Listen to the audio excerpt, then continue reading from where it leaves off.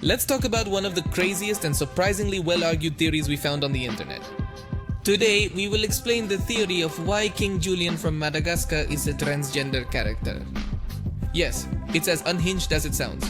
King Julien is one of the supporting characters in the franchise, present in all the main movies, starring in his own spin-off and being a recurring character in The Penguins of Madagascar. We all know he's a stupid, narcissistic, irresponsible guy who always thinks he's right. But more important to the theory is that, although he has always been categorized as a male lemur, there is a theory pulled from the far corners of the internet that postulates that although he identifies as male, Julien gives very clear indications that he does not adhere to the gender canons of lemur society, and that there is a gigantic amount of evidence that he was at one time female, or even that he still is. To begin to understand why there is a belief that Julien is female rather than male, one of the most compelling points to talk about is the behavior of lemurs in the real world, such as IFAC lemurs, red lemurs, white lemurs, and black lemurs, and they all share many similarities with each other. But today we are going to focus on Julien's species, the kata or ring-tailed lemurs. According to various journal sources, scientific papers, and internet articles, these lemurs have a matriarchal society. The females have the most authority and predominate as leaders in society, and they are the ones who select their mates, which is very curious because they are the only primate group where this happens. And although in the same female lemurs there is also a hierarchy, even those with less authority still maintain much more control over the males. In fact, such behaviors reach the point where females can go from simple playfulness to literal abuse of their male companions, and there are even cases where they will attack males for doing things that displease them, such as lying down in a place that the female liked. They can even take food away from them, and for everything they have the last word. Almost like a certain ring-tailed lemur from the Madagascar universe, known for his narcissistic attitudes. Yes, Julien is usually someone controlling and dominant over the rest of the lemurs. But the central point of all this is that, in the wild, these lemurs always have a matriarchal society. The lemurs on the island of Madagascar wouldn't dream of having an oppressive male like Julien asserting himself as the ultimate authority to rule them all, unless his name wasn't always Julien, or so the theory goes. This is very strange if you remember the movie, because when Maurice gives his speech to introduce King Julien, he mentions that he is the self-proclaimed king of the lemurs.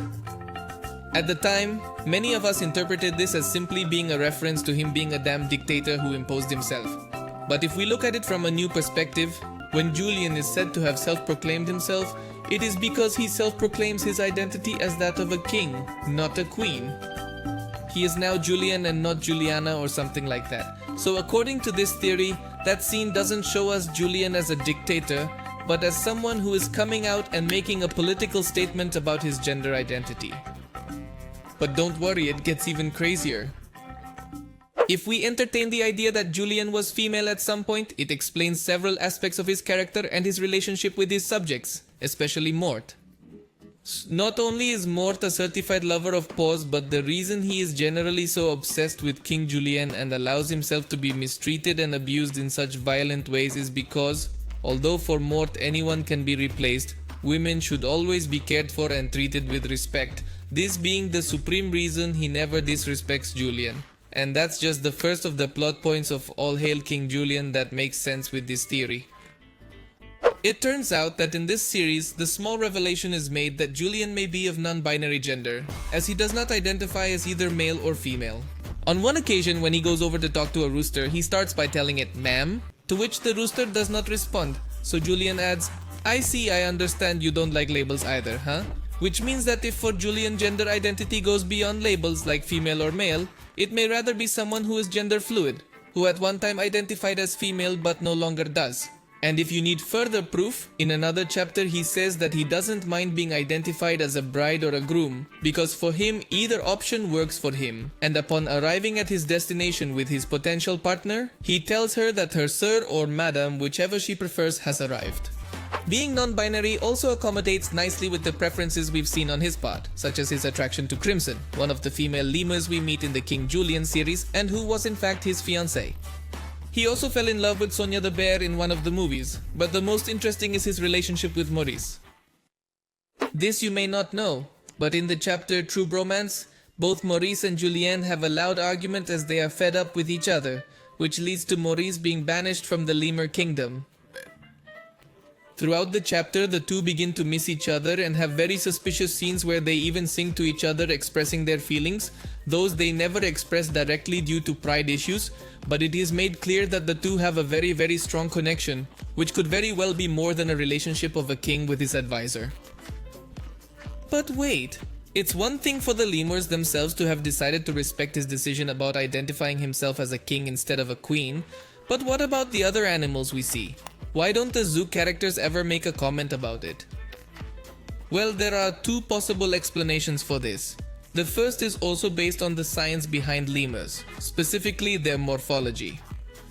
According to an article published in a national medical library in the United States in the year 2008, a laboratory study was done on 21 specimens of ring-tailed lemurs. 10 subjects were females and 11 were males. One of the aspects that were studied the most were the physical differences between both sexes, and as the title of the article says, it is very difficult to differentiate females from males, even by examining their genitalia. We won't go into detail so that YouTube doesn't hit us with a bang hammer, but the morphology between both genders of lemurs is so similar that it is almost impossible to distinguish them with the naked eye, and between them they are distinguished mainly by their smell. We know that while the animals that appear in Madagascar are intelligent, or well, depending on the needs of the script, they may never have questioned that Julien could be, or had been, female. In the first instance because they don't know the social structure of lemurs, and secondly because the genitalia of both genders look similar. So even if they can see it as it came into the world, it wouldn't raise suspicion either. The other reason why it may never be questioned that Julien was a female is because these animals are already quite used to each one choosing the identity with which they feel more secure. We can also talk about the female penguin within Skipper's group, and then there is Joey the kangaroo who also has a lot of suspicious evidence. But that's a topic for another video. So it wouldn't be at all unusual for everyone to know this and just respect their decision. This would actually explain why the other lemurs accept absolutely everything Julien says. If Julien was female from the start, and knowing that females in lemur society are almost dictators of the males, proclaiming himself male would have been surprisingly easy, but he still retains that extreme control characteristic of his hierarchical position. Let me clarify that this whole idea that Julien is transgender, or as we found out, rather gender fluid, comes from some posts on sites like TV Tropes or LGBT Pride posts on Twitter, where they talk about why King Julien is an icon of this community. It is clear that the creatives behind Madagascar, both in movies and series, have researched very well the behavior of the animals they have captured on screen, and it is very obvious that they took advantage of the All Hail King Julien series to plant the seeds of that amazing theory. But in the end, it is not something that affects the plot of the series or the movies. It is simply an extra detail that can mean a lot to a part of this community. So I hope you liked this unexpected video. Like it if you did, subscribe for more videos like this one, and see you in the next video. Bye.